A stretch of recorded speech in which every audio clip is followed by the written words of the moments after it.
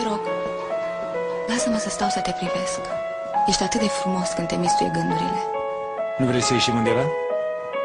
Nu, lucrează. Cum merge piesa?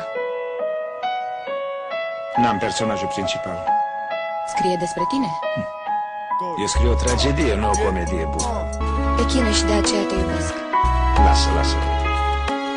Mai bine ți-ai face un rost, că din poezele n-a trăit și nu trăiește nimeni. Poeții mor la margine de drumuri sau spitale de boli rușinoase.